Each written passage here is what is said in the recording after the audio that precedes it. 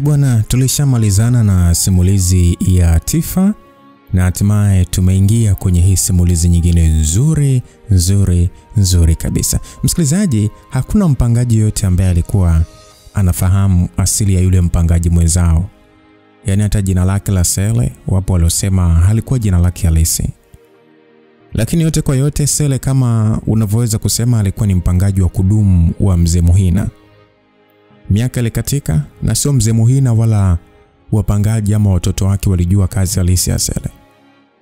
Wapo waliosema Sele alijihusisha na kazi ya kuzibua vyoo huko mjini. Mbali na hapo, wengine walisema Sele alikuwa ni mtu wa kitengo. Na kama ilivyo kawaida wa Bongo, basi wengine waliuliza kuwa Sele ni labda ni jahili mzoefu. Kwa Sele asingetoka nje ya chumba chake bila kuitwa. Na kwa kuwa chumba chake kilikuwa ni safe, basi huwezi kujua kama Sele yupo ndani au ametoka.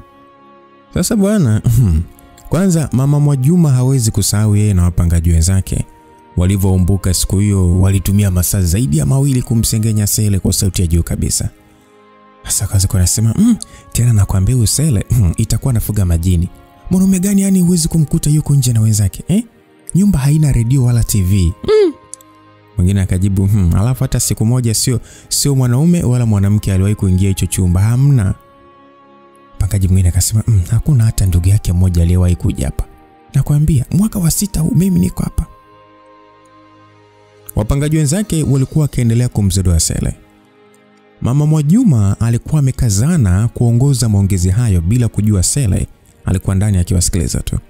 Ni mpaka pale waliongea hadi wakachoka ndipo Sele alitoka akiwa na mkoba wake. Alimsalimia mama Mwajuma kwa heshima kama ilivyokuwa kawaida yake, kisha akatoa shilingi 5,000 na kumpatia mama Mwajuma ambaye alishikwa na gumizi. Sele akasema kwamba hii hela umeme utampatia kaka Efraimu, kwa hiyo tutaonana baadaye, alisema Sele huku akitoka zake. Huku nyuma wale wanawake waliangua kicheko. Wakasema, shoga, tumeumbuka umbea huu, alisema Aisha akirudi ndani kwake. Kama kawaida, siku hiyo saa 3 usiku Sele alirejea zake nyumbani kwake. Aliwapita wanawake kadhaa waliokuwa bado hawajamaliza kupika vyakula vyao vya usiku. Aliwasalimia kana kwamba hakuna chochote kilichotokea asubuhi ile, kisha akafungua mlango na kujitosa ndani. Huku nyuma vicheko vilisikika kama kawaida, lakini aliwapotezea. Hakuwa na muda wa kubishana nao. Kwanza ukimtoa Efraim, wapangaji wengine walimkuta akiwa pale. Kwa nini hangaika nao? Usiku wa manane Sele alistushwa na kelele za wapangaji huko nje ya chumba chake. Alijaribu kutega sikio kusikiliza vizuri na kugundua ulikuwa ni ugomvi wa mke na mume tu. Kama kawaida, hakujishughulisha na ugomvi usiomhusu. Akavuta shuka lake na kulala. Alfajiri alistuka mlango wake ukigongwa kwa nguvu na Efraim. Alimtambua sauti yake. Aliwaza akasema labda ni pesa umeme. Basi alitoka, akavaa pale malapa yake na t-shirt, kisha akafungua mlango na kutoka. Sele akasema, "Oi bro." Efraim akajibu, "Kuna kikao mshikaji wangu, njoo chapo," alisema Efraim akirudi zake. Kwa muda wote aliokaa pale hakuwahi kumuelewa Sele. Kuna wakati alijaribu kumzoea lakini alijikuta akishindwa, na hakuna hata siku moja alifanikiwa kukaa naye zaidi ya dakika 5. Hata kwenye vikao vya usafi, umeme na maji, Sele hakuchangia chochote. Alisubiri makubaliano tu, kisha alitoa pesa yoyote itakayokubaliwa, yoyote ile. Hii imekuwa ni kawaida sana kwenye baadhi ya nyumba. Kuna mtu mwingine yani nyie mkubaliane tu, chochote kitakachoamriwa yeye apinge.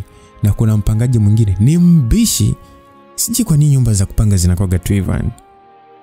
Ni mkorofi, makelele, yani ugomvi. Kwa hiyo hata Mzee Muhina alikuwa akimtolea mfano kuhusu ulipaji kodi. Haijawahi kutokea Sele akapitisha mwezi bila kulipa kodi ya pango. Tofauti na vikao vingine, siku hiyo Mzee Muhina na balozi wa nyumba walikuwepo kwenye kikao cha siku hiyo kidogo tu. Sele alistuka lakini hakuonyesha mshangao wake wazi, akasogea na kukaa kwenye mkeka kama wenzake. Sasa Mzee Muhina akasema kwamba nadhani wote tupo, sasa tuendelee ili wengine waende kutafuta riziki. Basi wote walitikia, kisha balozi akamkonyeza Mzee Muhina kumwashiria atoe hoja kikao kianze. Mzee Muhina akasema kwamba sasa ndugu zangu, nimepata malalamiko kuhusu bwana Sele hapa. Ni kwamba jana usiku kulikuwa kuna ugomvi miongoni mwa wapangaji na walitoka na kupigana, bado kidogo tu waone. Wapangaji wote walitoka kuamua na kusaidia, lakini ndugu yetu Sele yeye wala hata kujisumbua kutoka. Sio jana tu, lakini hata wakati ule chumba cha Mama Isa kilipopata hitilafu, bwana Sele pia hakutoka kabisa. Nakumbuka pia hata wakati wa sherehe ambayo niliandaa mimi mwenyewe wakati binti yangu Rehema akifunga ndoa, bwana Sele pia hakuhudhuria. Hivyo kwa mazingira haya naona kabisa kuna kitu huyu mwenzetu anajaribu kutuficha. Nikaona sasa balozi uje kidogo tusaidie. Alimeza mzee Muhina huko wapangaji wote wakipiga jicho kwa Sele. Sasa balozi akauliza kwamba kijana wangu Sele, hebu naomba uniangalie. Hivi kweli leo hii hata nikikwambia unitajie majina ya wapangaji wenzako utawajua kweli? Basi baada ya balozi kuuliza hivyo, Mama Mwajuma akadaka akasema, huyo anamjua Efraim tu, ndio mwenzake huyo. Sele akasema, hapana, nawajua wote. Wewe ni mzee Lota, una watoto 4, 3 wa kike na mdogo wa mwisho wa kiume. Yule ni Aisha na mmewe anaitwa Mkude. Yule ni Mama Mwajuma na mume wake anaitwa Ngoda. Pale ni Isa, kule ni Joni, na hapa ni kaka Efraim na mke wake Mama John. Alimaliza Sele huku akiwacha wapangaji wote mdomo wazi, hususan huyu mpangaji John ambaye alikuwa na siku ya pili tu. Sasa Mama Mwajuma akasema kwamba wewe mwana wewe, umejuaje mpaka hawa wapangaji wapya? Umeona sasa balozi, tukisema sisi tunaishi na Zimwi. Mama Mwajuma baada ya kusema hivyo wapangaji wote waliangua kicheko. Basi Sele akasema kwamba Mama Mwajuma, tumalize kikao ili usichelewe kumwandalia mgeni wako Esther anayekuja leo kutoka Lindi.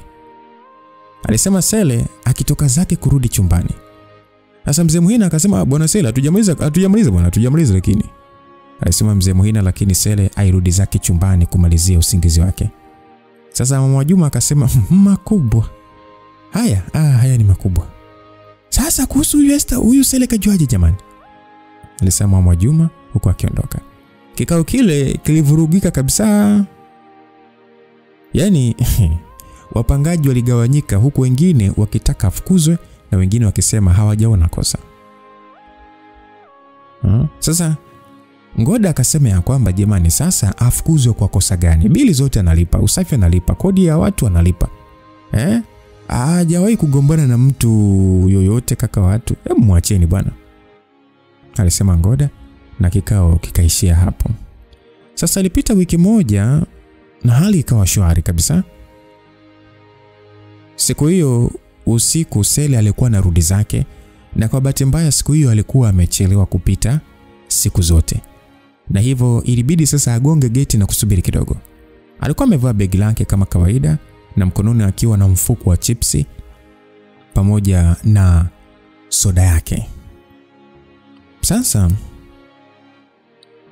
mara nyingi alikuwa akichelewa, alifunguliwa mlango na kaka Efraim au mzee Ngoda. Siku hiyo ilikuwa tofauti sana, kwani wakati geti linafunguliwa aliona sura ngeni kabisa machoni pake ya msichana mrembo, umri kati ya miaka 25 hadi 28 hivi. Sele alijikuta akishikwa na kigumizi na akili yake ikasimama kidogo akiwa amedua pale getini. Asile msichana naye alidua akasema kwamba ingia ndani kaka Sele. Sele akasema bila shaka wewe ni Esther. Esther akasema umejuaje? Sele akasema mamako alisema utakuja wiki iliyopita, kwa hiyo nimeona wewe ndio mgeni tu hapa. Vipi hujalala mpaka sasa hivi, kwa nini? Kuna tamthilia mimi naangalia, kwa hiyo niliposikia tu unagonga nikaona ngoja nikufungulie na nikuone, maana nasikia tu Sele.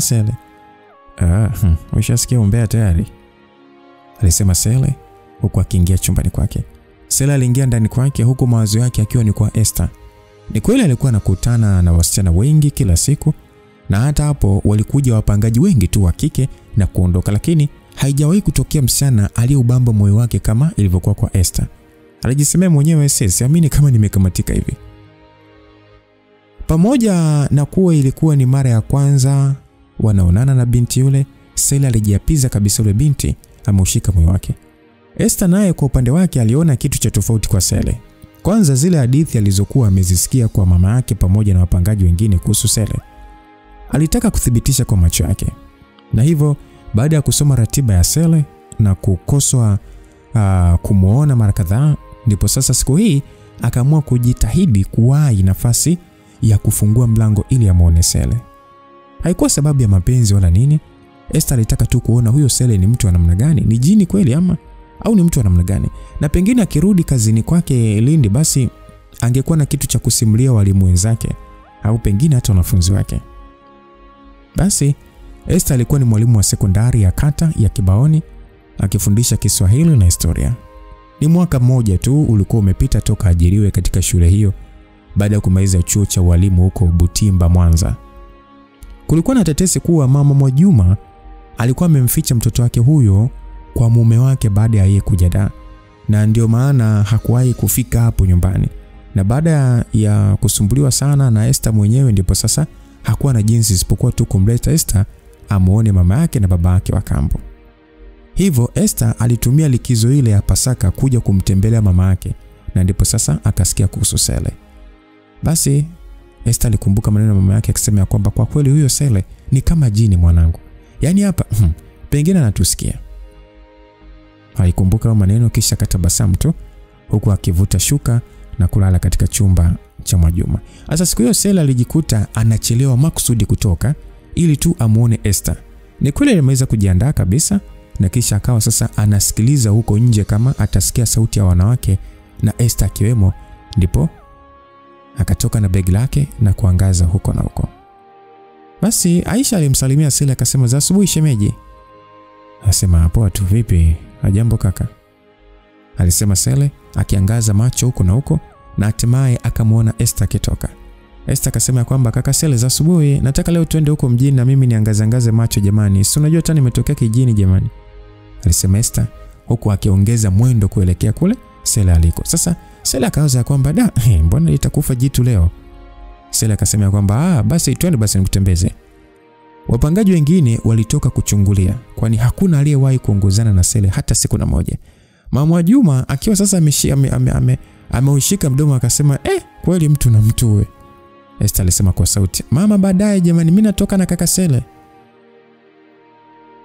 Basi kuna sauti Sele alisikia ikimwambia kwenye hisia zake kwamba Sele unafanya nini? Sele unafanya makosa, acha ufala Sele, wewe ni mwanaume. Sasa hakujali hiyo sauti ambayo inazungumza kwa nafsi yake. Aliendelea kupiga hatua akiwa sambamba na Esther ambaye alikuwa na mkoba wake na simu yake ya Samsung Galaxy. Esther akasema kwamba kwa hiyo tunaanzia wapi sasa? Kazini kwako au mtaani kwanza? Sele akasema wewe unasemaje kwani? Mimi nilisema tukaangalie tu mji. Basi sasa leo nitakutembeza mpaka miguu iume. Kwa hiyo kazini kwako atufeke? Hapana mama, leo tembee tu uone mji kama ulivyotaka, si ndio? Kwa hiyo kaka Sele, mimi nimesababisha wewe usiende kazini jamani. Mbona kazini ya kazi? Kazi. Kwani umeambiwa mimi nafanya kazi gani? Mama bwana, si unajua tena tu mjini hapa kazi ni muhimu sana. Basi kama ulivyosema hapa ni mjini, sio kila kazi lazima uende, alisema Sele, na sasa walikaribia kufika stendi. Basi sauti ya konda kinadi daladala ilisikika ikisema Kariakoo posta kivukoni, Kariakoo. Sele akasema watu wenzetu, alisema Sele, kisha wakaingia kwenye gari. Njiani walipiga hadithi za hapa na pale, na Sele alijisikia vizuri sana, na wakati mwingine alicheka hadi abiria wengine waligeuza shingo zao kuwatazama. Kwa yeyote aliyewaona hakika alijua tu hawa ni wapenzi wapya ama wanandoa ambao wanakwenda kula fungate.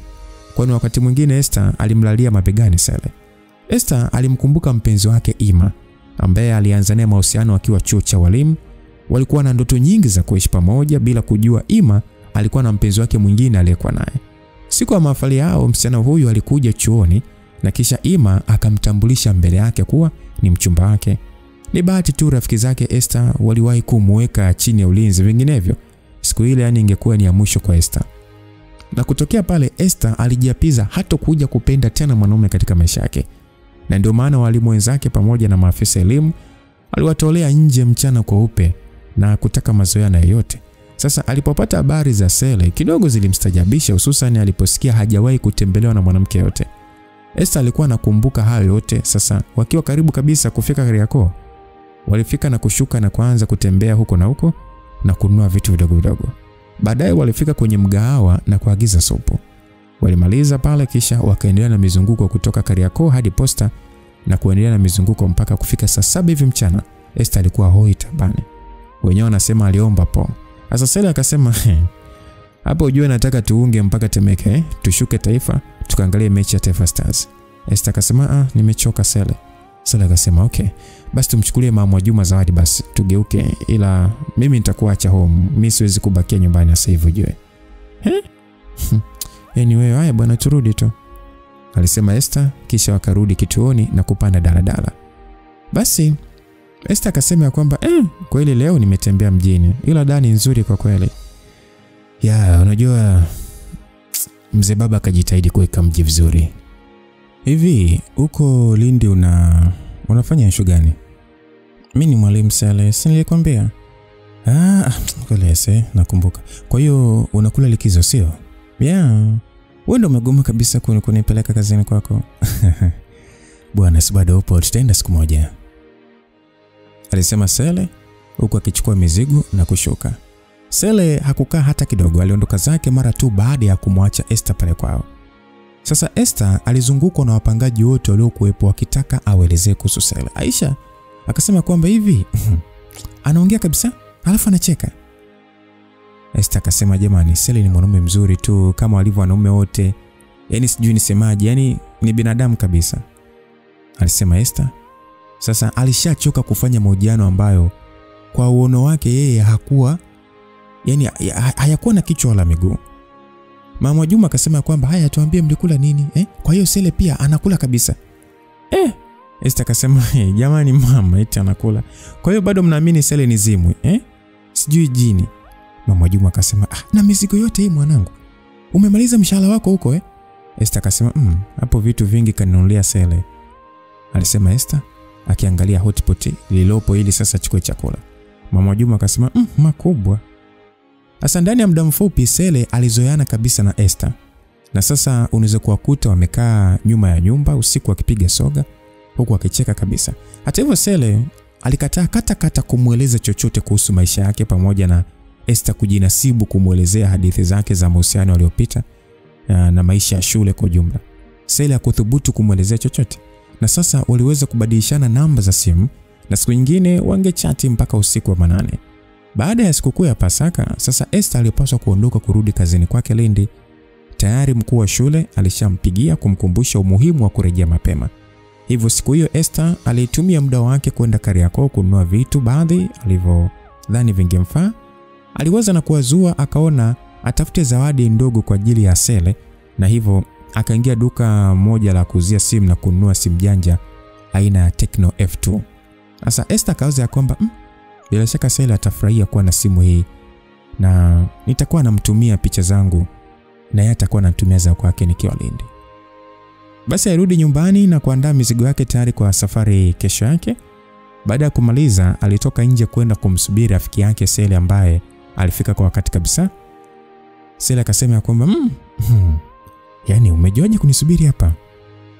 Yaani acha tu wewe mwanaume, yaani una kismart, maana hata sijui kwa nini nimekuzoea hivi. Anyway, nisubiri basi hapa nikaweke mizigo then nitakukuta hapa nje. Yaani mpaka mimi naondoka sijaingia chumbani kwako kaka Sele jamani kweli? Alisema Esther akipiga hatua kumfuata Sele. Sele akasema hapana. Alifoka Sele mpaka mwenyewe akashangaa na kurudi nyuma kwa Esther kuomba radhi. Nisema Esther, unajua kwa kweli hakuna mtu ataingia chumbani kwangu. Nasikitika nimekufokea, kwa hiyo nisubiri tu nakuja. Esther alijisemea kwamba hiki chumba nitaingia tu, kama sio leo basi kesho. Basi alijisemea hivyo akimsubiri Sele atoke. Sele alitoka baada ya dakika chache tu, kisha wakasogea kwenye msingi wa nyumba ambao ulikuwa haujaisha na kukaa kupiga story. Kama nilivyokuambia kesho mimi nasepa Sele, kwa hiyo nitakumisi sana. Sawa, ndio hivyo, kazi ni muhimu sana Esther, kwa hiyo inabidi uende. Mimi mwenyewe nitakumisi ujue. Wengine wananitenga, mara waniite zimu, sijui nini, lakini Sele bwana. Nakwambia kabla tujaonana nilikuwa naambiwa sana habari zako. ila kumbe mtu mwenyewe wala hata huko hivyo. Mawazo yao tu. Sema unajua maisha ya daa kila mtu na 50 zake, umeona? Kwa hiyo nadhani watu wako busy sana kutafuta riziki. Ndio maana wananifikiria vibaya. Sawa kaka Salimia, nimekuletea zawadi hapa, alisema akitoa ile simu kwenye box lake na kumkabidhi Sele. Lo, haya asante sana Esther. Kwa hii smartphone asante sana. Asante kwa kushukuru. Ndio sasa nikiwa Lindi mimi nitakuwa nakupigia video call na kutumia picha na video zangu Sele, sawa? Sikiliza Esther, mimi situmii mtandao wote wa kijamii. Sele, unasema kweli? Yaani utumii Facebook, Insta, WhatsApp? Ya, ni kweli, kwani kuna tatizo? Basi kweli kuna tatizo Sele, alisema Esther akitoa kitambaa chake kwenye suruali aliyokuwa amevaa akifuta machozi, na kisha akasimama na kuondoka kurudi ndani. Basi Sele alijaribu kumuita lakini tayari Esther alishawahi kulifikia geti kurudi ndani. Sele akajisemea, nilijua tu atachemka huyu. Mimi ni zimu kweli kweli. Ajisemea Sele akipiga ngumi kwenye mchanga kwa hasira. Alijisikia vibaya sana kuagana na Esther katika hali kama ile. Basi baada ya Esther kurudi chumbani kwake, alijikuta akilia bila sababu mpaka yeye mwenyewe akawa anajishangaa. Simu yake iliita bwana kuashiria ujumbe mfupi umeingia. Alifungua na kusoma, ulitoka kwa Sele. Sele anaandika kwamba na zawadi yako pia, tafadhali naomba uje uchukue. Esther aliwaza kama aende ama abaki, lakini baadaye alijiona mpumbavu kulia mbele ya mtu ambaye hata hakuwa na mahusiano yoyote. Sasa alijikaza kisabuni na kutoka nje na kumkuta Sele akiwa ameshikilia begi dogo tu. Ni begi la wastani. Sele akasema, hii hapa zawadi yako Esther. Alisema hivyo akimkabidhi, kisha akageuka kurudi chumbani kwake. Esther akasema kwamba na ile begi mbona sasa kama kuna uzito? Bwana, zawadi yako vyote pamoja na begi ni vya kwako, alisema Sele akitabasamu, kisha akaendelea na hatua zake kadhaa kuingia kwake. Esther bado alikuwa na shauku kujua ndani ya begi kulikuwa kuna nini. Hivyo aliangalia huko na huko kuhakikisha hakuna mtu pale nje, kisha akaingia ndani na kufungua lile begi. Ndani kulikuwa kuna kompyuta mpakato mpya kabisa aina ya Apple ikiwa katika makaratasi yake. Esther aliweka ile kompyuta kitandani huku akiwa haamini. Hakujua kama furahi ama la. Haraka alichukua simu yake na kuingia mtandaoni na kwenda kwenye Google, kisha akatafuta Apple SX400 Min Series price. Bila hiana Google wakamletea ni $1100. Alijaribu kubadili pesa hizo na kuweka kwenye pesa Tanzania na kuta ni zaidi ya 2,000,000. Akasema, Sele ananunulia mimi zaidi ya 2,000,000? Kwenye nyumba ya kupanga kabisa na ananipa zaidi. Sele si mtu wa kawaida. Mbona aliwaza na kuazua, kisha akaona ngoja acheze mchezo. Alichukua simu yake na kuandika ujumbe mfupi kwa Sele. Akasema, asante sana kwa zawadi dia, ila naombi moja. Kisha alituma ujumbe. Baada ya muda mfupi simu yake ilitoa ishara kuwa kuna ujumbe umeingia. Sele alijibu ya kwamba yap, karibu. Esther akasema, naomba sana kesho nisindikize hadi Ubungo tafadhali sana. Naomba sana kesho siende kabisa kazini. Sele naye akajibu ya kwamba usijali mama, kwanza nilikuwa nimeshapanga nisingekuacha uende mwenyewe besti. Alijibu Sele kisha akagana. Kila mmoja aliwaza kuhusu mwenzake. Badala ya furaha, Sele alijikuta machozi yakimtoka. Alienda kwenye sanduku lake ambalo alikuwa ameliweka kwenye kabati ya nguo. Alitoa bahasha kadhaa kisha akatoa picha 2. Aliziangalia muda mrefu huko machozi yakimtoka. Baadaye Sele alitamka kwamba nipe baraka zako. Aliongea hivyo huko akiwa ameshikilia zile picha. Sele sasa hakuweza kutazama zile picha zaidi, alizirudisha na kisha akaenda bafuni. Alifungulia maji tu yakimwagika mwilini na mwisho akagundua kuwa alikuwa hajavua nguo zake. Basi bwana. Asubuhi na mapema Sele aliamka na kufanya mazoezi kiasi hivi kama ilivyokuwa kawaida yake, akitumia vifaa kadhaa alivyokuwa navyo. Alipiga push-up za kutosha na mazoezi mengine tu, kisha akaenda bafuni kuoga. Na siku hiyo aliamua kuvaa nguo zake za kawaida kabisa. Alivaa pants na raba, kisha akavaa na kofia moja matata iliyokuwa na herufi chache tu CK.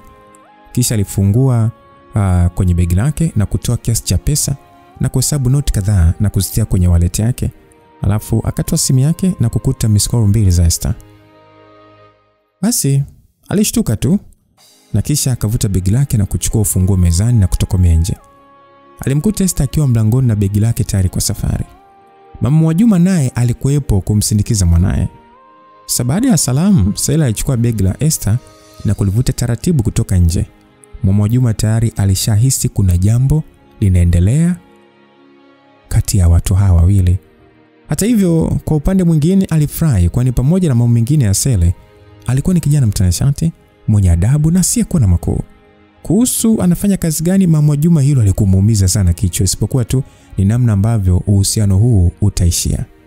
Sasa Mama Mwajuma aliwaza ya kwamba potelea pote bwana, hani watu wazima. Aliwaza hivyo huku akipiga hatua kutoka nje ya nyumba. Tayari wapangaji wengine waliokuwepo walishangaa kuona ya kwamba kwanza Sela alisema ya kwamba mama, wewe ishia tu hapa, mimi ngoja nitamsindikiza Esther mpaka Ubungo na kuhakikisha anapanda basi la Lindi kabisa mama. Basi Mama Mwajuma akasema itakuwa vizuri kabisa. Basi mimi niishie hapa. Sasa Esther, mimi nikuage mwanangu, alisema Mama Mwajuma huku akipunguza mwendo kidogo. Sela alikuwa ameshaelewa hapa ni mahusia ndio ambayo yanafuata. Basi Mama Mwajuma akasema, mwanangu, usinifiche kitu, mimi ni mtu mzima. Hebu naomba uniambie, una uhusiano na Sele? Esther akasema, hapana mama, tumezoeana tu hivyo. Mama Mwajuma akasema, ila Sele anakupenda, maana hajawahi kuwa na ukaribu na mtu yoyote. Sasa mpaka anafikia hatua ya kukusindikiza hadi stendi kweli jamani? Esther kimoyoni akasema, yani ungejua sio kunisindikiza tu, kanipa hadi laptop. Basi Mama Mwajuma akasema ya kwamba haya, uwe makini huko shuleni, kaa vizuri na walimu wenzako pamoja na mkuu wako wa shule, na usisahau kuniletea mzigo wangu likizo ya mwezi wa 6.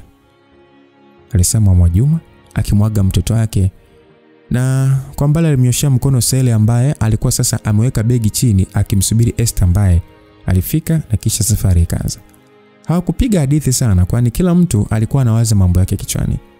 Walipofika Kimara mwisho, Esther ilalamika kuwa kuna kitu aliagizwa na shoga yake amnunulie na alisahau kununua. Sasa Esther akasema kwamba yani nikifika bila hicho kitu shoga yangu yani hata unielewa kabisa. Sele akasema okay, tushuke kwanza, unaweza kukipata hapo nje, kwani nadhani hicho unachokitafuta kinaweza kupatikana tu kwa urahisi. Kwa hiyo tutachukua bajaji tu kwenda stendi kwa sababu bado ni mapema. Aliongea Sele huku akisogea mlangoni. Walishuka pale Kimara mwisho ambapo wengine walipenda kuita darajani na kuvuka upande wa pili. Sela alijua bila shaka ni vitu vya wanawake tu ambavyo shoga yake huyo alimwagiza. Sasa Sela ajisemea kwamba wanawake wana vitu vingi sana. Basi walisogea kabisa pembeni na barabara na kuingia mtaani. Walikaribia sehemu kulikuwa kuna bajaji kadhaa zimepaki. Esther akamwambia Sele asubiri yeye aende kuliza hicho kitu. Alisogea pale na kabla hajafika alishadakwa na madereva kadhaa. Alichagua pale mmoja kisha wakaongea, alafu baada ya muda kidogo Esther alimnyoshia mkono Sele amfuate. Sele alimfuata na kuingia kwenye bajaji yule kijana. Sasa Sele akauliza ya kwamba vipi tena? Esther akasema nakumbuka wakati nakuja nilikwambia unizungushe nione mji, kwa hiyo leo ni zamu yako, kaa utulie wala usiongee kitu. Alisema hivyo Esther kwa utani.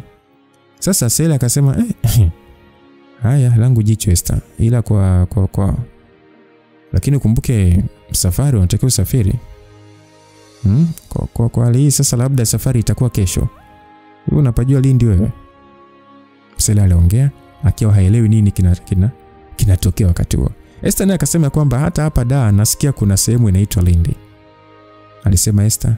Sele hakuwa na namna isipokuwa tu kucheka tu. Walipita sehemu kadhaa na baadaye wakatokea mbele ya jengo moja zuri sana. Ilikuwa ni jengo la lodge. Sasa yule kijana wa bajaji akasema kwamba sister, pacheki kama pafai ni kupeleke sehemu nyingine, ila hilo eneo ni pako fresh tu. Esther alishuka kwa kujiamini, huku Sele akiwa hajui kama anatakiwa kupiga kelele za shangwe au kilio ama anatakiwa kufanya nini. Sasa Esther alifika ndani na baada ya muda hairudi. Esther akasema kwamba asante kaka, pako vizuri. Bei gani vile ulisema? Yule kijana akasema buku 2 tu sister, kama vipi chukua minamba ili kama ni aje nini fresh tu. Alisema yule kijana mpaka Esther alicheka. Sasa Esther mwenyewe alisema kwamba usijali, hiyo namba yako nitasave ni aje bajaji. Aliongea kusasa Sele na yeye akishuka kwenye bajaji na mizigo. Sasa Esther akasema ya kwamba kiwalisia nataka niende Lindi nikiwa sina deni na mtu Sele. Alisema hivyo Esther huku akiwa anatangulia ndani. Sele alifuata kama kondoo aliyekuwa mafichoni. Walipita mapokezi na mhudumu akawapokea na kuwapeleka kwenye chumba ambacho tayari Esther alishachagua. Kilikuwa ni chumba kizuri sana. Esther alitoa mizigo yake na kuipanga vizuri kabisa. Sele alikaa kwenye sofa lililokuwa pale chumbani na kukunja nne huku sasa akimkodolea macho Esther kama mtu anayesubiri kupewa mwongozo. Sele, nikwambie kitu, alianza Esther kwa upole sana. Yeye kama mwalimu alijua namna ya kuweza kueleza somo lake likaeleweka kwa mwanafunzi wake. Unajua mimi na miaka 26 sasa hivi. Nina vitambulisho vyote kuanzia cha kupigia kura, cha kazi hadi cha taifa. Kaona cha kusemaje? Naona kama mwenzangu umejaa hofu kana kwamba umeingia na mwanafunzi wa form 1 hapa, kwa hiyo muda wote tutakamatwa. Hapana mwalimu, mimi sijawa na hofu, ila nashangaa tu Ubungo imekuwa hii. Sasa sijui hicho kitanda ndio basi ama vipi? Kwa hiyo huna hofu kabisa? Kwa hiyo nikuogope wewe ama? Esther hakujibu, alisogea mpaka kwenye meza na kupiga simu mapokezi ambapo aliagiza supu ya kuku na chapati. Sele, safari yangu ni kesho. Kwa hiyo leo nimeamua rasmi nibaki na wewe hapa. Kuna mambo inabidi nikwambie Sele. Kaa ujuavyo kule nyumbani hakuna uhuru sana na tusingeweza kuongea.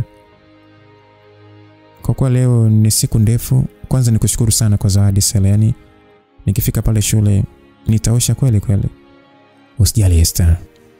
Haya sawa. Nielekeze basi, ujue mimi sio mtundu sana kwenye kompyuta. Esther, lakini wewe ni mwalimu. Tena si mmesoma ICT chuoni jamani. Tumesoma lakini theory nyingi sana. Okay, tuanze na Sele alikatishwa na sauti ya mhudumu aliyekuwa anagonga mlango na alifungua. Na mhudumu akaweka mizigo mezani. Mhudumu akasema karibuni. Sasa Esther akasema kwamba tuletee maji makubwa Kilimanjaro na glasi mbili. Alisema Esther akisogea pale mezani na kuanza kupiga msosi. Walimaliza kula na kisha Sele akamuelekeza vitu kadhaa kwenye kompyuta katika hali ambayo Esther alishikwa na bumbwazi. Sele, mbona unajua kompyuta hivi? Na wakati huo umesema hutumii kabisa mitandao ya kijamii. Kumbe nilikuwa sijakwambia kazi yangu hadi leo Mimi ni IT, nimejiajiri binafsi. Kazi yangu ni kufunga mifumo mbalimbali katika ofisi, majengo ya watu binafsi, kama vile kuweka software za CCTV kamera, ama za ulinzi na kadhalika. Mwakani inshallah Mungu akipenda nitakuwa na ofisi yangu rasmi.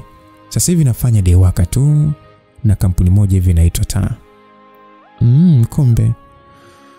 Ni vizuri kama niko na IT hapa. Kwa hiyo kumbe ninyi ndio mna haki akaunti za watu Insta aliuliza Esther kwa utani, na sasa muda wa kubadili mada uliwadia.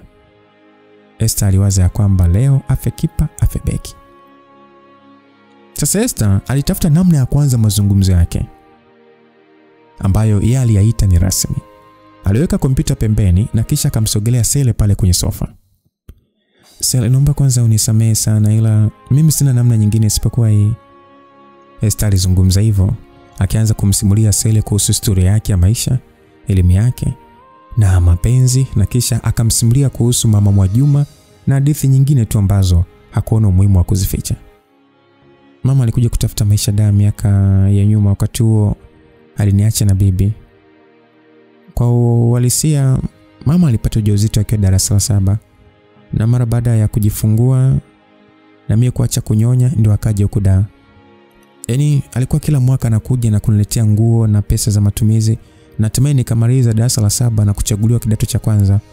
Wakati nikiwa likizo mwezi wa 6, nakumbuka mama alikuja kijini kwetu Morogoro akiwa na mtoto mwingine mdogo tu.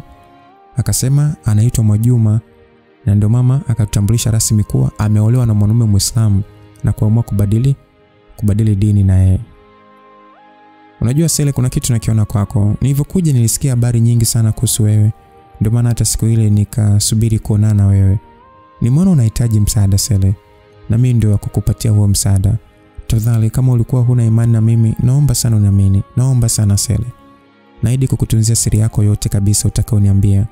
Kuna kitu naona kabisa hakiko sawa Sele. Afu mbaya zaidi hata wewe mwenyewe huna furaha na maisha haya unayoishi. Tafadhali naomba niambie Sele, wewe ni nani hasa? Umetokea wapi na familia yako iko wapi? Tafadhali Sele, unajua mimi nimeangalia mpaka usajili wa line yako na umeandika Sele. Yaani majina yote matatu ni Sele tu. Esther alizidi kumbananisha Sele. Sasa Sele machozi yalikuwa yanamlengalenga tayari. Lakini alijikaza kiume na kuondoa mkono wa Esther. Kwa nini kuelekeze ama nikuelezee yote hayo Esther? Kwa nini? Kwa sababu nimekupenda Sele. Esther alimaliza kuzungumza hivyo huku akisimama na kuweka mikono mdomoni kama mtu aliyesema jambo ambalo hakutakiwa kusema. Sele alipigwa na mshangao. Ndiyo, hata yeye alishikwa na bumbuazi na kujikuta sasa anatamani kuona kama yuko ndotoni ili aamke kutoka usingizini. Esther, wewe ni mwanamke pekee ambaye umeabadili maisha yangu na nakupenda pia. Lakini kuhusu historia yangu mimi ni nani nisingependa kuelezea Esther. Kwa kuwa inaniumiza mimi mwenyewe na itakuumiza wewe pia, lakini kukueleza wewe ni hatari zaidi ya unavyofikiria.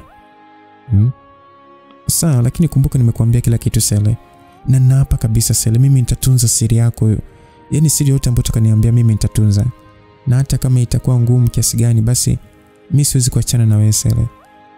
Esther, unajua ni mzuri sana, una macho mazuri, lakini baada ya kusikia yote hutakuwa hivi ulivyo Esther. Tafadhali usitaki kujua haya. Na kuahidi Sele, yani umesiponiambia basi hata lini mimi siwezi kwenda tena. Esther, naomba usikilize kwa makini. Na naomba sana unisikilize. Nitakwambia kila kitu ila kwa masharti. Sele, mimi niko tayari kwa masharti yote. Okay, hautamwambia mtu yote kwa namna yote ile. Kwa sababu yote ile utaendelea kuniita Sele. Na hutanipigia simu popote mpaka mimi nianze kukutafuta. Hivyo hadi kwenye message. Hakuna shida Sele. Okay, sasa Esther, mimi jina langu halisi ni Gift Lucas Tupa. Alisema akiweka kituo huku akimtazama vizuri Esther, ambaye hakuonyesha hata kustuka. Narudia tena. Naitwa Gift Lucas Tupa. Alisema tena akimwangalia Esther machoni. Na sasa Esther akili zake zilielewa haraka. Wewe Sele, unasemaje? Unataka kusema kwamba babako ni Mheshimiwa Lucas Tupa ambaye ni rais? Aliuliza Esther huku akiweka mikono mdomoni. Sele alitingisha kichwa tu kubali. Bado hadithi haijaanza Esther. Nilikwambia mapema. Sele, no. Okay, sasa kwa mzee tuko wawili, mimi na dadangu Doreen ambaye yeye yuko Italy. Ameolewa huko na alibadili kabisa na uraia. Kwa ufupi iko hivi, mzee Tupa alikuwa mhadhiri mwandamizi pale UDSM kabla hajateuliwa kuwa mbunge na rais aliyepita kama unakumbuka. Sasa mama yangu alikuwa ndio kwanza assistant lecturer pale kitengo cha sheria. Kwa hiyo zile harakati nini akawa na mahusiano na mzee Tupa. Na ndio akazaliwa dada Doreen. Na mimi ndio nikafuata. Mzee Tupa alipoteuliwa kuwa mbunge na hatimaye kuwa waziri wa fedha, akatupangia nyumba maeneo ya Mikocheni. Na mama alituambia waziwazi kuwa mzee alikuwa na mke wake mkubwa. Na alikuwa mke wake mdogo. Dada Doreen yeye alienda Kenya kusoma na mama akakataa mimi kwenda nje ya nchi kusoma. Na badala yake akasema nisomee tu hapa Tanzania ili niwe karibu naye. Msikilizaji, Sele aliendelea na story yake kisha akanywa maji kidogo na kuendelea. Mzee alikuwa anakuja kwa mwezi kama mara 2 hivi. Na kila siku aliyokuwa anakuja basi angeletea zawadi mbalimbali. Kiuhalisia maisha yalikuwa ni mazuri sana. Hata hivyo hatukuweza kukutana na ndugu zetu wengine wa mama mkubwa na hatukupewa habari zao kabisa. Nakumbuka kuna siku mama alisema kuwa mahusiano yao bado hayajawa rasmi na endapo tungetambulishwa basi mzee angeweza kukoswa kazi. Na uteuzi wake ukaishia hapo kwa kuwa ni kashfa ambayo ingeweza kumkosesha kibarua chake. Unajua tena waziri haipendezi kuwa na mchepuko Kwa hiyo maisha yaliendelea vizuri tu na Doreen akamaliza shule kule na mimi nikamaliza sekondari na nikaendelea na kidato cha 5 na kumaliza vizuri kabisa kidato cha 6 na kufaulu vizuri Tena kwenye vyeti vyangu jina langu ni Gift Jonathan Charles, ambalo ndilo jina la babu yake mama. Na hii ilifanyika makusudi ili kuficha ubini wangu, yani kumlinda mzee. Kwa hiyo hakukuwa na tatizo lolote, kwani wakati ambao nilitaka kuongea na baba, niliongea naye na hakuna kitu ambacho ningekosa. Nakumbuka siku hiyo nilikuwa najiandaa kwenda chuo kikuu majira ya saa 1 hivi usiku. Nishangaa kuona gari la baba nje. Nilistuka kidogo kwa kuwa ilikuwa ni siku chache tu zimepita alikuwa pale. Nikasema ya kwamba labda amekuja kuniaga. Basi nilishuka ngazi haraka kutoka nje kumpokea baba. Uso wake haukuwa na furaha kama siku zote, lakini alionyesha bashasha. Akasema ya kwamba mamako yupo. Nikajibu ndio, yupo chumbani kwake. Nilisema nikirudi zangu juu kupanga mizigo yangu, kwani nilikuwa miongoni mwa wanafunzi 5 tuliopata ufadhili wa masomo kusoma nje ya nchi. Basi mzee alipitiza ndani huku walinzi wake wakibaki nje. Namkumbuka mmoja alikuwa anaitwa Joshua. Sasa baada ya masaa mawili hivi niliona baba akiondoka zake, na mimi niliamua kushuka chini kumfuata mama na kumkuta sebuleni analia. Sikujua hata pa kuanzia, lakini mama aliniita na kuniambia kwamba baba yako anateuliwa kuwa rais kwenye chama chake mwaka ujao. Kutokana na ushindani uliopo kwenye chama, ni yeye na waziri mkuu wa sasa ndio wanapewa nafasi kubwa sana. Hata hivyo mheshimiwa rais anataka kumwachia yeye kijiti. Sasa nikamuuliza mama ya kwamba sasa mbona unalia? Mama akasema iko hivi, mimi ni mchepuko tu mwanangu. Mimi ni mchepuko. Alisema hivyo mama kwa hasira sana, huku akitupa glasi ya maji sakafuni. Nikamwambia mama, mbona sijaelewa? Mama huku akilia akasema iko hivi mwanangu Gift, kuanzia sasa hivi baba yako hata kuja tena hapa. Kwa ufupi, yani hautakutana naye popote, sio wewe tu lakini hata mimi pia. Nikamuuliza mama kwa nini? Mama akasema mwanangu, wewe ni msomi sasa na unajua hilo. Rais hatakiwi kuwa na makando kando. Kuanzia kesho anaanza kufuatiliwa, hata akienda chooni anafuatiliwa. Anayetakiwa kuwa naye bega kwa bega ni mke wake wa ndoa. Nikasema kwamba anaelewa mama. Sasa bado unashindwa kuona kwa nini unalia? Mama akasema leo amekuja kutupa tahadhari kuwa mkeo amejua tunapoishi, hivyo tuwe makini na ikibidi tuhame kabisa hata nje ya nchi mpaka uchaguzi upite. Kwa hiyo hivyo ndivyo mama alivyosema kwa uchungu. Sasa nilielewa uzito wa lile jambo, na mimi sikuona namna ya kufanya. Mama yangu hakuwa na ndugu tuliyeweza kumfahamu zaidi. Alituambia tu kuhusu baba yake ambaye alifariki alipokuwa mdogo, na mama yake alifariki wakati akijifungua, na akaenda kulelewa katika kituo cha watoto yatima cha Samaritan Morogoro, ambapo alisomeshwa na wa missionary mpaka alipofika UDSM na kukutana baba yangu. Hata hivyo, kwa macho na kwa vitendo, baba yangu alinipenda sana na alimpenda mama yangu pia. Alishamfungulia miradi mikubwa sana na kumwachia pesa nyingi kabla ya uchaguzi, na alimwahidi kuwa naye bega kwa bega. Kwa hiyo wakati naondoka pale shuleni, mama alinipa barua ambayo ilikuwa imetoka kwa mzee. Nilichukua haraka na kuisoma. Aliniambia tu ananipenda sana na hana jinsi, kwani majukumu ya nchi yalikuwa muhimu zaidi, na kwamba itachukua miaka 10 tu kisha atarudiana na sisi tena. Na alinihakikishia kuwa hatoniacha mimi pamoja na mama yangu na dada. Akasema mambo mengine atanielezea mama yangu.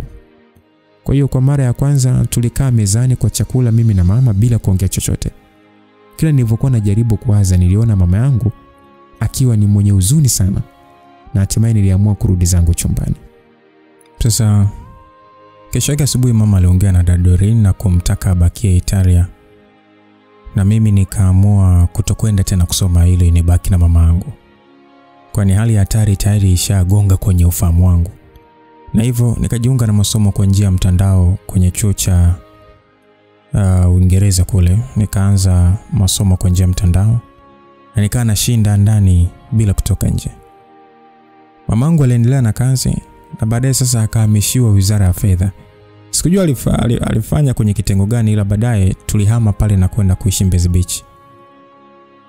Kwa hiyo ni kweli baada ya Sele alikatishwa na sauti ya mhudumu aliyekuja kuchukua vyombo, na kisha akachukua oda ya chakula cha mchana. Sele akasema mimi nitakula ugali wa dona na samaki.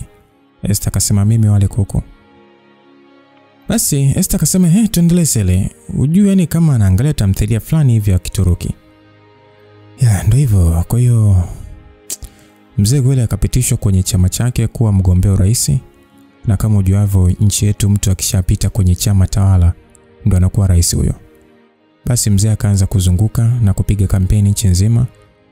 Kampeni zilinonga sana na nilikuwa nafuatilia sana nikiwa nyumbani, na kwa mara ya kwanza ndio nikamuona mke mkubwa wa mzee pamoja na watoto wake wawili wa kike, ambaye ni Jessica pamoja na Joan. Na huyo Jessica alikuwa mfanana na dada Doreen. Kwa hiyo mimi niliendelea kuwasiliana na dada Doreen, na alikuwa akifuatilia sana kampeni. Na sisi sote pamoja na mama tulikuwa tunamwombea sana baba achaguliwe. Nakumbuka kuna siku tulifunga siku 2 tukimwombea baba ashinde uchaguzi ule. Nakumbuka siku moja usiku dada Doreen alinipigia huku akisema ni jambo la muhimu sana, ilibidi lifanyike usiku huo. Basi niliamka na kuwasha taa. Ilikuwa ni saa 8 usiku. Na kabla sijamaliza kuongea naye, mama naye alikuja na kunigongea. Nilivaa t-shirt na kutoka nje. Basi nikaambiwa kwamba futa picha zako zote mtandaoni, hata kama kuna mtu ulimtagi, sijui ulitumia nini, delete haraka iwezekanavyo. Na kuna mtu IT anakuja sasa hivi kukusaidia, anza kufuta. Kwa mama alisema hivyo huko akishuka chini. Sasa na dada Doreen naye alisisitiza akasema ndio mdogo wangu, jitoe pia kwenye magrupu, yani jitoe kabisa. Basi mimi sikuwa na jinsi, niliingia kwenye akaunti zangu na kufuta picha zangu za mama na kila kitu. Ni kweli baada ya muda alikuja kijana akiwa na laptop ndogo. Kila baada ya dakika moja mzee alikuwa akimpigia kuwa afanye kazi haraka. Asole kijana alisema kwamba mzee nipe muda, ukinipigia kila dakika nashindwa mkuu. Kwa hiyo niamini nipe nusu saa. Basi alisema kijana huku akiwa tayari kashaingia hofu. Yule jamaa akasema kwamba dogo, kuwa rais wa nchi sio mchezo, umesikia? Mimi tangu juzi sijalala. Alisema yule jamaa huku sasa akibonyeza laptop yake kama umeme vile. Basi akasema kwamba leta simu yako. Alisema kisha akatoa USB na kuichomeka. Alimuomba pia simu ya mama naye akampatia. Akaendelea kubonyeza pale, kisha akaniagiza maji ya kunywa. Baada ya dakika 20 hivi alituruhusu kuchukua simu zetu. Sasa akasema kwamba sasa mama, kwa sasa msitumie mtandao wote. Yaani mnaweza kuingia lakini huruhusiwi kufungua account. Huruhusiwi kucomment wala kulike chochote, hata kwa kutumia account fake. Alisema kwa sasa akifunga begi lake na kuondoka. Sasa mimi nikauliza kwamba hata WhatsApp. Yule jamaa akasema kwamba dogo, tena kama upo kwenye grupu hata la kwaya ya kanisani, jitoe, ikibidi hata usitumie kabisa. Mama akauliza kwamba sasa sisi tumekoswa nini? Aliuliza mama, lakini hakukuwa na majibu. Mimi sikuwa na majibu kwa siku ile, lakini kulikuwa na jambo kubwa ambalo sikulifahamu kwa wakati ule. Kesho yake asubuhi mama aliniita na kuniambia mambo mengi sana ambayo sikuyafahamu. Mama alisema kuwa yule mama Joan alimlazimisha mlinzi mmoja wapo wa baba kwa kutishia kumharibia kazi kwa mzee, hivyo akamueleza mama mkubwa kuhusu mahali tunapopatikana ikiwemo na sura zetu. Na yule mama alimueleza mmewe kuwa ameshafahamu mchepuko wake na hivyo atadili nayo ili kuhakikisha hakuna wa kumzuia yeye kuwa first lady. Sasa kwa jinsi alivyobadili maneno yule mwanamke, yani baba hakutaka kabisa ni kuniona tena. Mama huku machozi yakimtoka alisema kwamba babako amenipigia simu asubuhi. Sasa alituma mtu asubuhi nikatumia simu yake. Anasema kwamba mimi nataka kumharibia safari yake Ikulu, kwa sababu nimemfuata mke wake Majoan na kumwambia mimi nimezaa na mzee Tupa, kitu ambacho sio kweli. Nimejaribu kujitetea lakini baba yako hanielewi kabisa. Hata hivyo kuna kitu kibaya kabisa naona kinataka kutokea. Sasa mama akaniambia kwamba sikiliza, kwanza sasa hivi wewe makini sana. Na sitapenda kukuona hata nje hapo, sijui kucheza basket sijui nini. Hapa nataka ninunue mahitaji ya mwezi mzima. Kwa hiyo nenda huko juu jisomee mpaka uchaguzi upite. Mama kuishia hapo. Siku hiyo kwa siri sana aliwaleta watu kadhaa pale nyumbani, wakanipiga picha na kuchukua alama za vidole na kisha wakaondoka. Kesho yake asubuhi nikaletewa bahasha ambayo ilikuwa ina passport, kadi ya kliniki, cheti cha kuzaliwa, kadi ya kupiga kura, kadi ya NIDA na vyote vilikuwa na majina ya Sele Selemani Sele. Nilijaribu kukataa, lakini mama akanielewesha, akaniambia kwamba hii ni kwa ajili yako. Na siku zote mama alikuwa akitumia neno la Kiingereza katika mazungumzo. Na akitumia neno la Kiingereza basi ujue alikuwa anamaanisha sana. Kwa mama alinikabidhi rasmi miradi yake yote chini ya jina la Sele, na ndani ya muda mfupi tayari nilishajua ofisi zote za mama. Na tayari alishanifungulia akaunti binafsi ya jina langu jipya. Kwanza nidhani mama anachukua tahadhari tu, kumbe kulikuwa kuna jambo lilikuwa nyuma pazia. Kama bahati ilikuwa upande wetu, dada yangu Doreen alipata mchumba huko Italia na wakafunga ndoa. Kwa usalama wetu binafsi na bila hata kumwambia mama, nilifunga kamera kwa siri sebleni na nikatega na kinasa sauti pembeni ya kamera hiyo ambayo niliweka kwenye saa ukutani. Kisha nikaweka setting fulani hivi ili picha na video ziende kwenye email yangu. Zilikuwa zimebakia siku 3 zimebaki kabla ya uchaguzi mkuu. Na tayari mzee alikuwa anaongoza kwa kura za maoni katika mitandao ya kijamii pamoja na makundi mbalimbali. Mwanasiasa wa chama cha upinzani Bwana Rashidi Siaka alikuwa akihojiwa na kituo kimoja hapo cha TV. Alisema kuwa hatuwezi kumchagua rais fuksa mwenye michepuko. Na kama mtahitaji ushahidi basi mimi nipo tayari kuonyesha michepuko yake. Kwa hiyo wakati tunaangalia habari hiyo, mamangu alishikwa na pressure ghafla. Na sikuwa na namna, nikampigia daktari wake, kisha alisema kwamba atachukua nusu saa kufika. Alinielekeza dawa za kumpatia haraka. Ni kweli baada ya dakika 26 hivi daktari alifika, na wakati anamhudumia akanielekeza niende duka la dawa, kuna dawa fulani nikaichukue. Sasa kama ujuavyo Mbezi Beach nyumba nyingi zina uzio, na kuyapata maduka ya dawa ilibidi kuzunguka sana. Hivyo nilitoka haraka kuingia kwenye gari la dokta na kuasha kurudi mjini. Nilizunguka na kila duka liliniambia hiyo dawa hawana. Mwishowe nilifika kwenye duka moja hivi. Yule dada akaniambia kuna dokta mmoja anayo hiyo dawa, akampigia.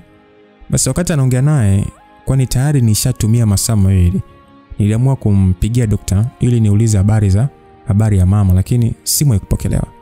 Nikampigia mama simu yake naye ikawa inaita tu. Na mwishowe nikaamua kumpigia dada wa kazi, naye simu yake iliita tu. Nikampigia mlinzi naye simu yake haikupokelewa.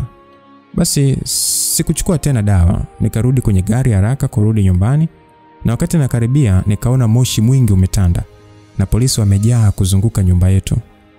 Nilisogea, lakini akili yangu iliniambia sikutakiwa kuwepo eneo hilo kabisa. Hivyo nilisogea zaidi, kisha nilipokuwa umbali wa yani kama mita kadhaa, nilishuhudia maiti zikitolewa kutoka ndani ya nyumba yetu na kupakiwa kwenye gari ya polisi. Sasa nilichanganyikiwa na kuanza kuendesha gari ovyo bila kujua niendapo.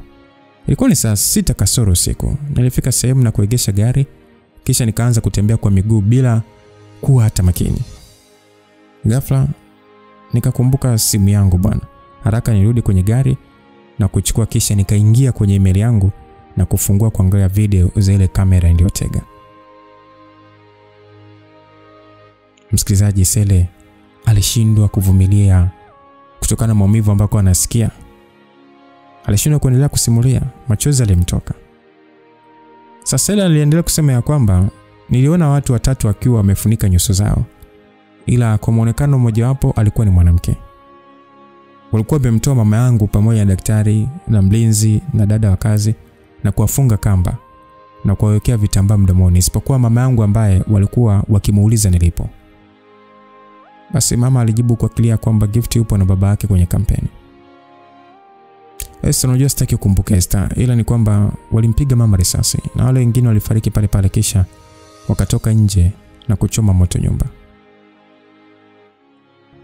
Msikilizaji, kwa hiyo historia Sele alikuwa analia kama mtoto mdogo. Esther naye alijikuta akilia kwa nguvu, na mara wakajikuta wamekumbatiana wote na wakaanza kulia kama watoto. Sele akasema inauma sana Esther. Sasa kesho yake jambo baya zaidi likatokea. Magazeti na vyombo vya habari walitangaza kuwa mama yangu pamoja na mimi wote tulifariki katika ajali ya moto iliyotokea usiku ule. Kwa maana hiyo ule mwili wa daktari ndio ukaonekana ni wewe ama? Mimi nikuja kugundua baadaye mama mkubwa ndio alimuua mama yangu mzazi. Na alifanya vile makusudi ili hata kama nikiwa hai nisione namna yoyote ya kujitokeza kuwa mimi ni mtoto wa mzee Tupa, kwa kuwa tayari nishafariki kwenye ule moto. Kwa nini lakini binadamu ni wanyama kiasi hiki? Kwa hiyo vipi sababu ya kutoka hapo ilikuwaje na ule usiku ulienda wapi sasa? Niligundua kwamba tayari nishafika maeneo ya Coco Beach, kwa hiyo nirudi kwenye gari na kwa bahati nilikuta pesa kama 200,000 hivi kwenye ile gari ya dokta. Nikaenda kutafuta chumba guest, nikalipia siku 3 ili nitafakari cha kufanya. Nilifanya mawasiliano na dada Doreen ambaye hakuamini kama anaongea na mimi, maana alijua nimeshafariki. Kwa hiyo akansisitiza kuhakikisha waliofanya yote wanakuja kupata haki yao hapo baadaye. Nisubiri usiku sana, nikaenda kwenye nyumba yetu na kujaribu kutafuta kama nitapata kitu cha maana kitakachonisaidia. Vitu vingi tayari vilikuwa vimeshachukuliwa na nadhani ilikuwa ni njia mojawapo ya kuficha siri. Kwa hiyo nilifanikiwa kuokota baadhi ya picha za mama na za kwangu na vitu kadhaa tu. Sele, kwa hiyo hii ilikuwa ni mwaka 2000 sio? Bia kipindi kile cha. Sele alikatishwa sauti na mhudumu ambaye alikuwa ameleta chakula kutokana na oda zao walizokuwa wameagiza. Hakika walijikuta wamepiga sana story kwa muda mrefu na hata hawakusikia njaa. Mhudumu aliweka chakula mezani kisha waliamua kula. Hadithi ziliendelea mpaka jioni. Tayari Sele alikuwa amemsimulia kila kitu. Kwa hiyo Sele, ulipata vipi tena vitambulisho vyako? Na kutokana na vitambulisho vile havikuwa fake, yani vilitoka mamlaka husika. Mimi nilienda tu polisi nikachukua loss report, nikisha nikarudisha kimoja baada ya kingine. Okay, Sele, mimi nataka uniamini mimi. Kwa kweli hadithi yako inahuzunisha sana. Kwa mtu yote ule kama nilivyokuahidi Sele, kuanzia leo hii mimi nitakuwa upande wako katika kila jambo ambalo unapanga kulifanya.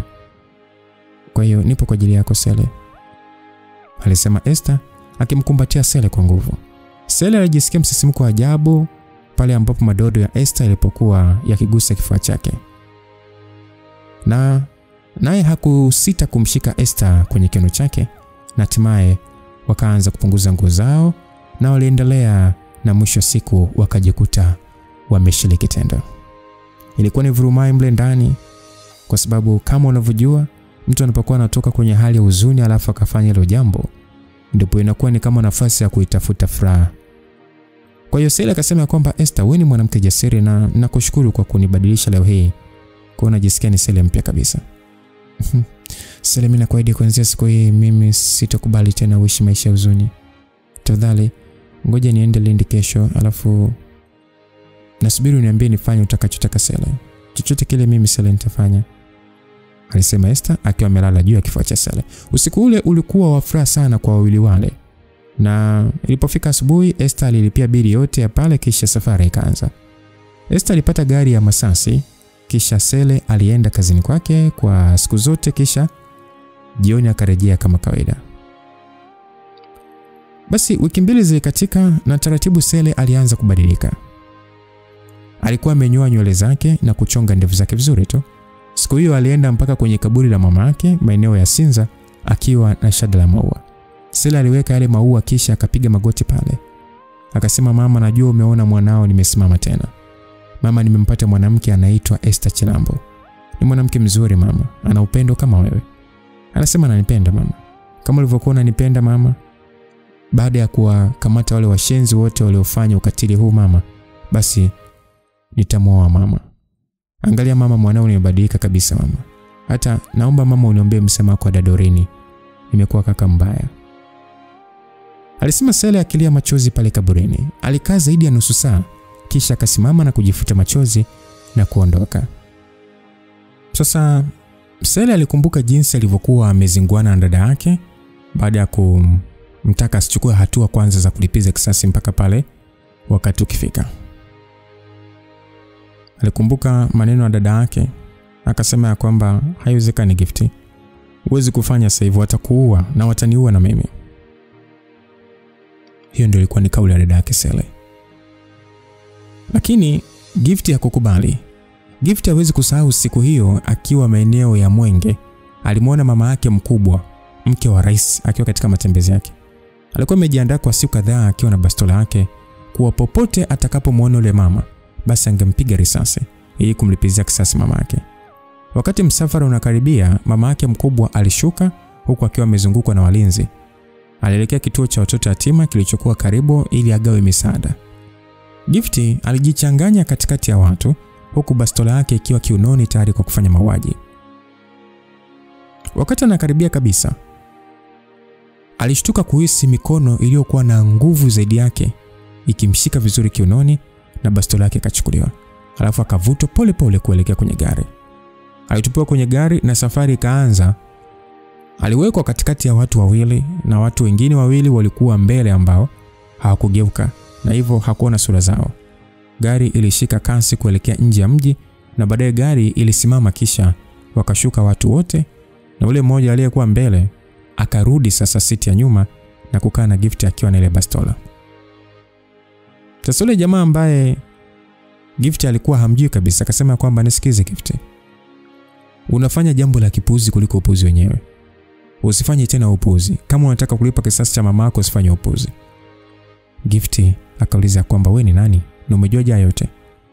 Yule jamaa akasema mimi ni mjomba wako. Gift akasema lakini mama yangu hajawahi kuniambia chochote kuhusu kuwa na mjomba mwingine. Yule jamaa akajibu ni kweli, iko hivi, unakumbuka siku ile ukiwa pale Mlimani City na wenzako na ikatokea vurugu? Gift akasema nakumbuka, ndio kuna mtu akaja haraka na kutuingiza kwenye gari kisha akatupeleka kila mtu nyumbani kwao na akakataa kuchukua pesa. Gift alianza kumkumbuka yule jamaa. Sasa jamaa akasema ya kwamba ulipomaliza tu kidato cha 6 mama yako aliniajiri niwe mlinzi wako kuhakikisha unakuwa salama. Kwa hiyo nasikitika sana, maana siku ile pengine badala ya kukufuatilia ulipoenda kutafuta dawa ningebaki pale nyumbani. Pengine wasingemuua mama yako. Najua una hasira sana Gift, lakini nataka kuhakikishia kuwa siku kitoto bastola yako tu mbele ya mama yako mkubwa bila hata kufyatua watakuwa wameshakuai na habari za mama yako zitakuwa zimeishia hapo. Jamaa huyo alisema hivyo. Basi kuanzia siku ile Gift alikubali rasmi jina la Sele na kisha akaanza kuishi maisha yake. Alikata mawasiliano na dada yake Doreen kabisa, kwani alijua ingeweza kuwa njia rahisi ya kumkamata yeye. Jambo ambalo alifanya, alimtumia yule jamaa kusimamia miradi ya mama yake na kisha faida ya ziada alimuingizia Gift katika akaunti zake za Sele. Na kama kulikuwa na ulazima basi walikutana kwa siri nyumbani kule jamaa. Sele alifanikiwa kutokujiingiza katika ulevi na wanawake, kwani kwa pesa alizokuwa nazo angeweza kuishi maisha ya pombe na kubadili wanawake atakavyo, lakini alijua kuwa siku ambayo angeanza kuishi maisha ya kujulikana basi ndio siku ya kukamata kwake. Kwa hiyo Sele alitoka kwenye jumba lao zuri kule Mbezi akaitafutia mpangaji kwa msaada wa yule jamaa, kisha yeye akaenda kuishi Uswazi katika maisha ya chini kabisa ili kusubiri uraisi huu wa baba yake upite. Hata hivyo akiwa mwishoni kabisa kumaliza muhula wa mwisho wa rais, Mzee Tupa alinogewa na madaraka na kubadili katiba kisha akaongezewa tena miaka 10. Sele alishindwa kuvumilia zaidi na ndipo kwa mara ya kwanza baada ya muda mrefu wakakutana Nairobi yeye na dada yake Doreen, ambapo dada yake alisema wasubiri miaka hiyo 10 ishe na Gift akasema walianzisha tu kwa kutumia vyombo vya kimataifa. Walipingana na kutoleana maneno makali na kikao chao kikaishia hapo. Kila mmoja akaenda njia yake na hawakusalimiana wala kuwasiliana tena.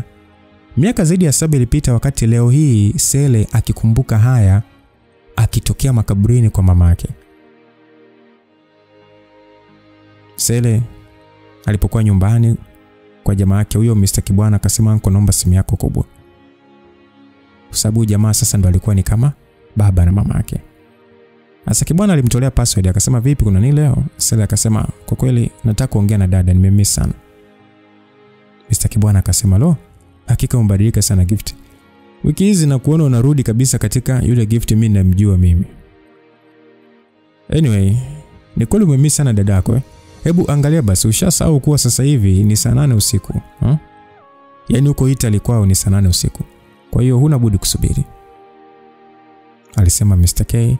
Sele waliongea mambo mengi sana na ndipo Sele akamgusia kuhusu Esther. Mr. K alifurahi sana, kwani hii ndio ilikuwa ndoto yake ya kila siku kuhakikisha kwamba Gift anapata mke. Kwani ingemsaidia kupunguza mawazo yake alionayo lakini kusahau kabisa kuhusu kesi. Ilikuwa ni ndoto ya Mr. K kuwa siku moja waachane na harakati hizi. Mara kadhaa alimshauri Gift aachane na hayo mambo na badala yake atafute mwanamke aoe na afurahie maisha yake. Sasa akasema kwamba ona kwa sasa una kila kitu Sele. Lakini hata haufurahi chochote, utaishi maisha huzuni hadi lini? Ni kweli mama yako amefariki, lakini maisha lazima endelee. Sele akasema anaona ni wakati wa mimi kurejea katika maisha halisi. Na nataka ufanye finishing ya ile nyumba kule Mbweni kule, mwezi ujao nihamie. Alisema Sele akiondoka na kuaga. Kwa hali fulani alijisikia amekuwa mwepesi hivi. Alitoka na kupita kwa jamaa moja hivi anayesajili laini na kumvuta pembeni. Asile jamaa alimwangalia kamuuliza shida nini? Sele akasema nina shida na line ya hotel. Yule kijana akasema poa bro, utatoa buku mbili tu. Buku ya line, buku ya voucher. Sele akasema sasa shida nimepoteza vitambulisho vyangu vyote na nina shida sana na mawasiliano. Jamaa akauliza una hela? Sele akauliza shilingi ngapi? Jamaa akasema utatoa 10,000 au nipe 20,000 mimi nikutengenezee royo kabisa kiongozi. Sele akauliza nachukua muda gani? Akaambiwa royo ni robo saa tu, ukiweka 10 inafunguka menu na uzuri wa hii huna haja ya kujiunga, inajiunga automatically tu na unapata majibu ya kutosha. Sele akasema akifanya mission. Naam, baada ya dakika 20 line yake ilikuwa tayari kabisa na alichukua na kulipa kisha akaenda Mlimani City kutafuta simu.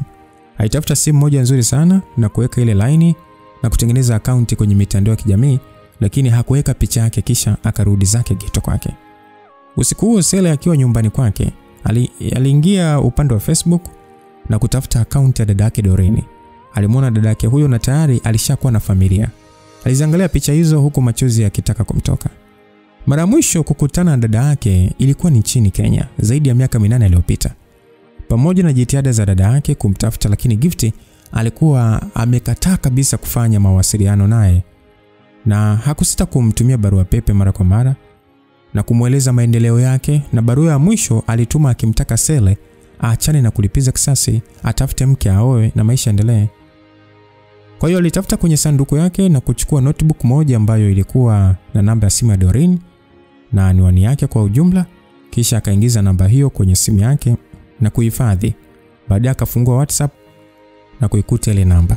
Tayari alikuwa ameshapiga mahesabu kama siku zote kwa muda huo huko Italy ingekuwa saa 11 jioni. Kwa alituma ujumbe mfupi tu dada.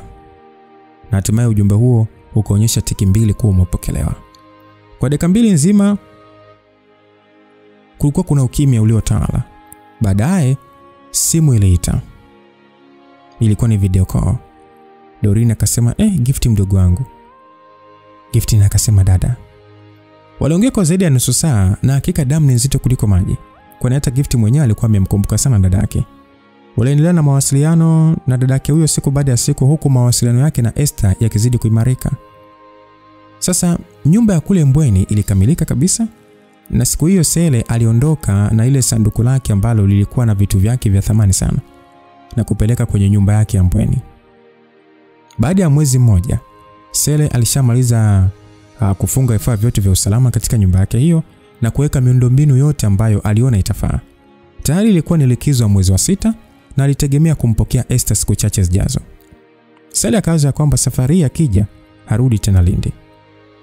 Baada ya siku chache Sele alikuwa stendi kuu ya mabasi Ubungo akimsubiri Esther. Tayari aliamua kuishi maisha ya kawaida na hivyo alinunua gari dogo tu la kutembelea. Majira ya saa 10 jioni Esther alishuka kwenye basi huku akiangaza macho kuna kule. Sele alimtazama tu wakati anahangaika kutoa simu yake, ndipo Sele akamsogelea na kumkumbatia. Basi walisalimiana pale na kisha wakaingia kwenye gari na safari ikaanza taratibu kuondoka wakiacha Ubungo. Kwa hiyo kama kununua gari mpenzi. Ya, nakushukuru sana Esther, bila wewe sijui ingekuaje. Haya bwana. Hivi mama Juma anajua umekuja leo? Anajua anakuja lakini sikumwambia siku. Afadhali sasa hapa Esther nataka tuende kwangu leo. Umeama pale? Hapana, pale nipo ila kile chumba kina historia yangu tu, kwa hiyo kipo vile vile, sema naenda mara chache sana. Okay, kwa hiyo huku ni wapi? Huku naitwa Mbweni, ni kuzuri sana, kumetulia sana. Alisema Sele huku sasa akipeleka mkono mmoja kwenye paja la Esther. Sele bwana, mwache bwana, usije kuleta ajali hapa, alisema Esther huku naye akiwa ameanza kupandwa na hali isiyo ya kawaida. Baada ya mwendo mrefu walifika kwenye nyumba moja nzuri sana iliyokuwa na uzio pamoja na geti jeusi. Sele alitoa remote ndogo na kubonyeza geti lile likajifungua lenyewe na kisha akaingia ndani mpaka kwenye sehemu maalum iliyotengenezwa kwa kuegesha gari. Basi walishusha mizigo yote na kuingia ndani. Sele, una nyumba nzuri. Hili siamini kwamba ni wewe ndio mwenye huu mjengo. Usinichekeshe bwana. Hata hivyo karibu sana bwana. Huko kunaitwa Mbweni. Kwa pembeni hapo ndio kuna kambi ya jeshi. Na sio mji mkubwa sana. Ndio kunaanza kuchangamka. Sele, mimi nataka nioge kwanza maana sio poa. Basi Sele alimpeleka chumbani na kisha akaipanga mizigo yake vizuri kwenye kabati. Esther aliingia bafuni, Sele naye alivua nguo na kujifunga taulo kisha akamfuata Esther bafuni.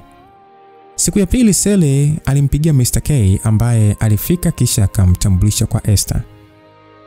Mr. Kibwana alifurahi sana kumuona Esther na kisha akatoa nasaha zake kuwa Esther hana budi kushirikiana na Gift katika kuhakikisha haki yake inapatikana. Alimwambia kwamba kwa sasa fanya yote atakayokuambia Sele na kuwa naye bega kwa bega. Sisi tutamaliza masuala yote muhimu na tutakwenda kwa bibi yako Morogoro na kwa mama Mwajuma pale kuweza kumtambulisha Sele, alisema. Huko Mr. K sasa akiaga, Sele alitoka nje kumsindikiza mgeni wake huyo. Sasa Mr. K akasema kwamba kwa haraka anaweza kuwa anafaa. Hebu ngoja tuendelee kumchunguza. Sele akauliza kwamba kwani mpango uko tayari? Mr. K akasema ndio, leo usiku. Sele akajibu ila tafadhali asiumizwe. Naam, ilipofika usiku majira ya saa 2, Sele alimtoa Esther kuwa wakatembee mjini. Leo kuna movie nzuri sana wanazindua kwenye sinema. Kwa hiyo twende basi kucheki. Kwani tuweze kusubiri tukaagiza tu hapa tukaangalia hapa nyumbani dia? Tukatembea bwana. Hatuwezi kukaa hivi tu. Tutaishia kufanya tu hapa kila dakika jamani. Alisema hivyo Sele akitangulia nje. Alienda na kutoa gari kwenye parking na kumsubiri Esther. Basi Sele baada ya kumuona Esther alivyopendeza, alisema umependeza sana mke wangu. Ila kavae suruali. Esther akasema sijui kama nitazoea Sele. Unajua tena ni mwalimu mimi. Sele akasema vipi mlango umefunga? Jamani, kwanza hata nimesahau mlango wenyewe hata sijajua tunafungwaje.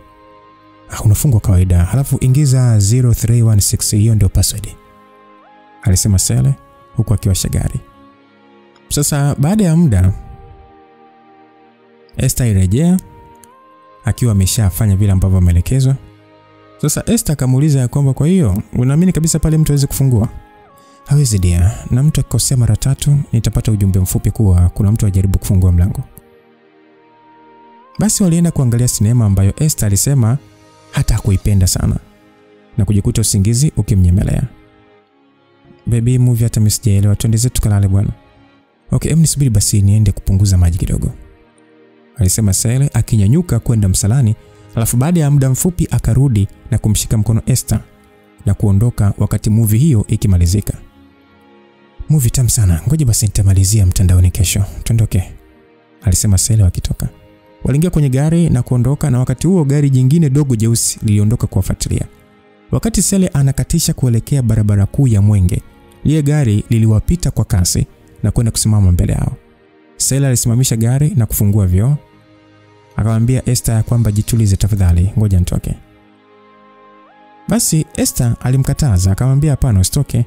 Wakati wanabishana, walishuka watu wawili wakiwa wameziba nyuso zao na kuonyesha ishara washuke ndani ya gari. Sele hakuwa na jinsi, alimtoa Esther na kisha wakawekwa chini ya ulinzi na kuingizwa kwenye ile gari jeusi. Hakuna aliyeongea chochote, na sasa Esther alikuwa analia tu. Alipiga kelele akasema jamani mstu, hatujafanya chochote. Sele akauliza mnatupeleka wapi? Hakuna yeyote aliyemjibu, na mwisho aliamua kuwafunga vitambaa usoni na kuwapeleka mpaka kwenye jumba moja na kuwafungia kwenye chumba kimoja hivi. Basi Esther akauliza Sele, mpenzi upo? Sele akasema nipo mama, usijali kila kitu kitakaa sawa, alisema Sele kwa kujiamini. Baada ya muda walikuja kutolewa na kufungwa kamba miguuni na mikononi. Sasa Esther alizidi kupiga kelele.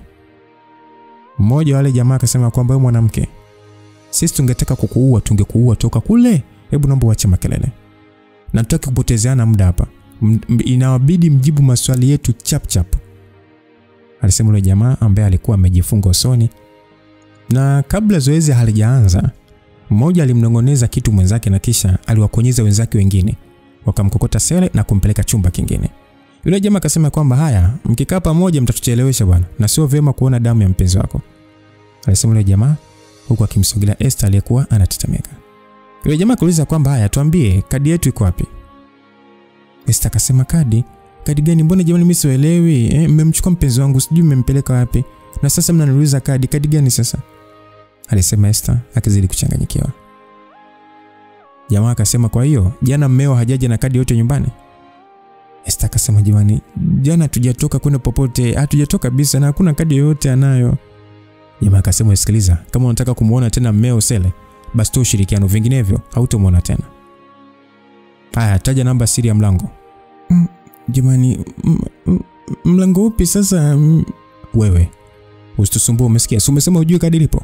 Taja password ya mlango tukachukua wenyewe. Mimi sijui password kabisa, sifahamu. Sasa sikiliza, utataja hiyo password. Alisema yule jamaa huku sasa akimkonyeza jamaa mwingine ambaye alitoka na kisha wakarejea na Sele ambaye alionekana ameloa maji huku akiema kwa nguvu. Sasa jamaa akasema kwamba taja password ya mlango au tumuue mmeo.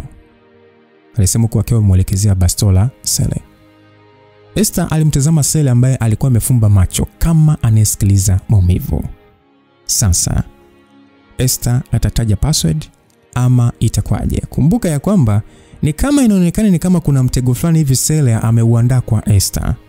Sasa Esther hii password ataitaja ili mwanaume abaki salama ama itakuwaje? Walimwambia taja password ya mlango au tumuue mmeo. Nadhani hata pia msikilizaji, Sele alimtajia password Esther makusudi kali. Sasa je, Esther ataitaja hiyo password? Na sababu ya tunahisi tu msikilizaji kwamba huenda Sele kamwandalia hii mission, kwa sababu alimwambia mjomba wake kwamba tafadhali msimuumize. Sababu ya Sele kumwandalia hii mission Esther ni nini? Tunaassume tu huenda Sele anahusika kwenye hati. Sasa msikilizaji, je, Esther ataitaja hiyo password ya mlango? Na akitaja, kipi kitakachotokea? Tukutane sehemu ya pili na ndio sehemu ya mwisho ya hii simulizi. Langu jina Lucas Lumbas. God be with you till we meet again. Bye bye.